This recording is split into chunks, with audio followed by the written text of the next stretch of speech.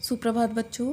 आज हम संस्कृत की पाठ्य पुस्तक रुचिरा का षष्ठ पाठ पढ़ेंगे, जिसका शीर्षक है गृहम शून्यम सुताम विना। तो इसका अनुवाद मैं आपको पहले करा चुकी हूँ। आज हम इसका अभ्यास कार्य करेंगे। तो पहला प्रश्न है, अधोलिखितानां प्रश्नानां उत्तराणि संस्कृत भाषया लिखत। मतलब नीचे लिखे हुए प्रश्नों के उत्तर संस्कृत में लिखने हैं। अब इसमें कहीं भी एक पद नहीं है, इट मीन्स हमको इसके आंसर पूर्ण वाक्य में देने हैं। तो पहला है, दिष्ट्या का समागता। दिष्ट्या मतलब भाग्य से कौन, समागता आया है, भाग्य से कौन आया है। दिष्ट्या राकेशस्य भगिनी शालिनी समागता। भाग्य से राकेशस्य भगिनी, राकेश की बहन शालिनी आई है। दूसरा प्रश्न है, राकेशस्य कार्यालय का निश्चिता। राकेश के कार्यालय में, ऑफिस में का निश्चिता, क्या निश्चित हुआ है। तो का की जगह क्या आ जाएगा, एका महत्वपूर्ण गोष्ठी। तो राकेशस्य कार्यालय एका महत्वपूर्ण गोष्ठी निश्चिता। राकेश के कार्यालय में एक महत्वपूर्ण गोष्ठी निश्चित हुई है। ग है, राकेशः शालिनीं कुत्र गंतुम कथयति। राकेश शालिनी से कुत्र मतलब कहाँ, गंतुम जाने के लिए, कथयति कहता है। राकेश शालिनी से कहाँ जाने के लिए कहता है। राकेशः शालिनीं मालया सह चिकित्सिकां प्रति गंतुम कथयति। राकेश शालिनी से मालया सह, माला के साथ, चिकित्सिकां प्रति गंतुम मतलब चिकित्सिका मतलब महिला चिकित्सक के पास जाने के लिए कथयति कहता है। घ है, सायंकाले भ्राता कार्यालयात् आगत्य किम करोति। शाम को भ्राता मतलब भाई, कार्यालयात् आगत्य कार्यालय से आकर, किम करोति क्या करता है। मतलब शाम को जब राकेश अपने ऑफिस से वापस आता है तो वो क्या करता है। सायंकाले भ्राता कार्यालयात् आगत्य, शाम को भाई कार्यालय से आकर, हस्त पादादिकम प्रक्षाल्य। हस्त यानी हाथ, पाद मतलब पैर, हाथ पैर आदि को, प्रक्षाल्य मतलब धोकर, वस्त्राणि च परिवर्त्य वस्त्रों को बदलकर, पूजा गृहं गत्वा पूजा घर में जाकर, दीपम प्रज्वाल्यति दीपक जलाता है, भवानी स्तुतिम चापि करोति और भवानी की, देवी की स्तुति करता है। अगला प्रश्न है, राकेशः कस्याः तिरस्कारं करोति। राकेश किसका तिरस्कार करता है। राकेश किसका तिरस्कार करता है। राकेशः षष्ठेः उत्पादिन्याः शक्त्याः तिरस्कारं करोति। राकेश षष्ठेः उत्पादिन्याः, षष्ठी को उत्पन्न करने वाली, शक्त्याः शक्ति का, तिरस्कारं करोति तिरस्कार करता है। राकेश षष्ठी को उत्पन्न करने वाली शक्ति का तिरस्कार करता है। शालिनी भ्रातरं काम प्रतिज्ञां कर्तुम कथयति। शालिनी भ्रातरम भाई से, काम प्रतिज्ञां कर्तुम क्या प्रतिज्ञा करने के लिए, कथयति कहती है। शालिनी अपने भाई से क्या प्रतिज्ञा करने के लिए कहती है। शालिनी कथयति यत् भ्रातः कन्यायाः रक्षणस्य तस्याः पाठनस्य च प्रतिज्ञां कुरु।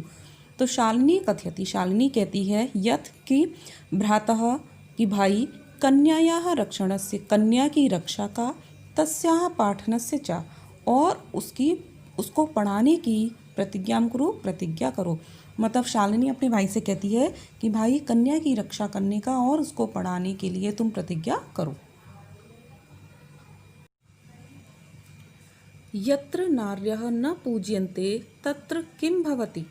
यत्र माने जहाँ, नार्यः न पूज्यन्ते नारी की, स्त्री की पूजा नहीं की जाती है, तत्र किम भवति वहाँ क्या होता है।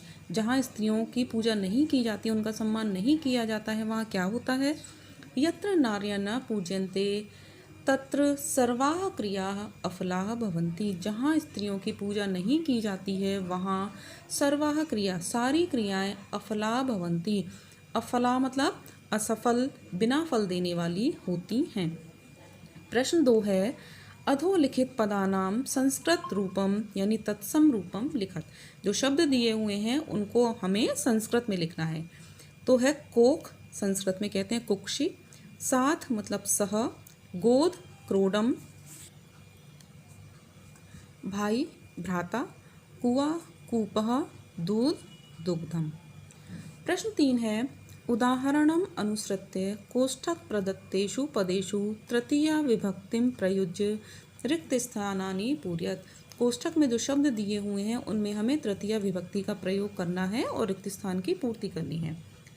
तो पहला है डैश सह पुत्री गच्छति, साथ में पुत्री जाती है।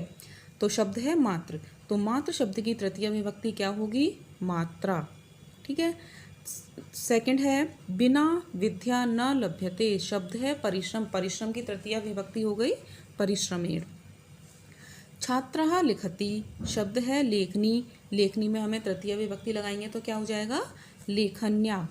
सूरदासः डैश अंधः आसीत्, इसमें नेत्र शब्द में हमें तृतीया विभक्ति लगानी है तो होगा, अगर एक वचन करेंगे तो नेत्रेण होगा, लेकिन जब कोई व्यक्ति अंधा है तो दोनों आँखों से ही अंधा होगा ना, इसलिए इसमें द्विवचन आएगा नेत्राभ्याम।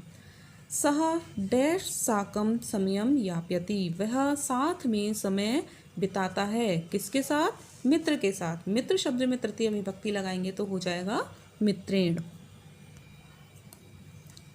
प्रश्न 4 है क स्तंभे विशेषण पदम दत्तम ख स्तंभे च विशेष्य पदम। मतलब इसमें 2 कॉलम हैं, एक में विशेषण दिया हुआ है और दूसरे में विशेष। तयोर मेलनम कुरुत, उनका हमें मेल करना है, मिलान करना है। तो विशेषण और विशेष आपको पता ही है, संज्ञा या सर्वनाम की विशेषता बताने वाले शब्द विशेषण होते हैं और विशेषण जिसकी विशेषता बताते हैं वो विशेष्य होते हैं। ठीक है। तो स्वस्था मनोदशा, मनोदशा कैसी है? स्वस्थ। महत्वपूर्ण गोष्ठी, जघन्यम कृत्यम, मतलब जघन्य अत्यंत निंदनीय क्या है? कृत्य। क्रीडंती खेलती हुई कौन है? पुत्री। कुत्सिता क्या है? वृत्ति। प्रश्न 5 है अधोलिखितानाम पदानाम विलोम पदम पाठात् चित्वा लिखत। नीचे लिखे हुए शब्दों के विलोम शब्द हमें पाठ से चुनकर लिखने हैं। मतलब ये जो शब्द दिए हुए हैं उनके विलोम जो हैं वो पाठ में हैं, उनमें से हमें चुनकर लिखने हैं। श्वः आने वाला कल, विलोम हो गया, यह मतलब बीता हुआ कल। प्रसन्ना उदासीना। वरिष्ठा कनिष्ठा, वरिष्ठा मतलब बड़ी, कनिष्ठा मतलब छोटी। प्रशंसितम गर्हितम, प्रशंसितम प्रशंसा करने वाले योग्य और गर्हितम निंदनीय। प्रकाशः अंधकारः। सफलाः अफलाः। निरर्थकः सार्थकः। प्रश्न 6 है रेखांकित पदानि आधृत्य प्रश्न निर्माणम कुरुत। जो शब्द अंडरलाइन है उनका हमें प्रश्न बनाना है उन शब्दों से। प्रसन्नतायाः विषयो अयम, प्रसन्नता का विषय है यह, मतलब यह प्रसन्नता का विषय है। तो हमें शब्द क्या है? प्रसन्नतायाः, इस शब्द का हमें प्रश्नवाचक शब्द लिखना है। तो प्रसन्नता का प्रश्न क्या होगा? किसका? तो किसका के लिए क्या आ गया? कस्याः।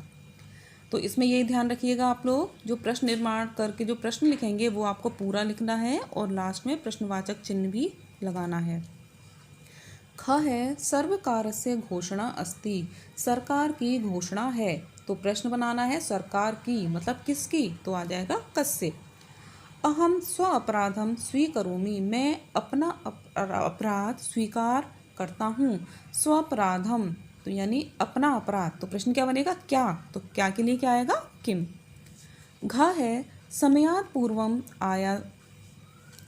पूर्वम आयासम करोषि, समय से पूर्व आयास यानी प्रयास कर रहे हो। तो समय से तो किससे? तो आ जाएगा कस्मात्। कस्मात् पूर्वम आयासम करोषि। अंबिका क्रोडे उपविशति, अंबिका गोद में बैठती है। तो प्रश्न हमें किससे बनाना है? क्रोडे, गोद में। तो प्रश्न बनेगा कहाँ? तो आ जाएगा कुत्र। अंबिका कुत्र उपविशति।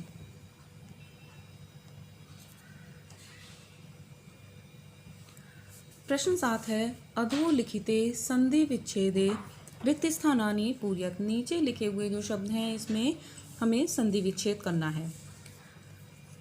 तो पहला जैसे उदाहरण है नोक्तवती, इसमें न प्लस उक्तवती। ठीक है, न प्लस उक्तवती कौन सी संधि हो गई? अ और उ मिलकर ओ हो गया, तो कौन सी संधि होगी यहाँ पर? गुण संधि। इसी तरह हमें करना है, जो फिलअप है उन्हें फिल करना है। सहसैव, तो सहसा प्लस क्या होगा? एव, आ और ए मिल के बड़ी ए हो गई यानी वृद्धि संधि हो गई। परामर्शानुसारम, तो डैश प्लस अनुसारम, तो क्या हो गया परामर्श प्लस अनुसारम। ठीक है, अ और आ मिलके दीर्घ हो गया, दीर्घ संधि। वर्धाहा, वध प्लस अर्हा, यहाँ भी दीर्घ संधि हो गई। अधुनैव, अधुना प्लस डैश, तो अधुना प्लस ए, आ के आगे ए आने पर वृद्धि संधि हो गई, बड़ी ए की मात्रा लग गई, अधुनैव। प्रवृत्तो अपि, प्रवृत्तः प्लस अपि। ठीक है,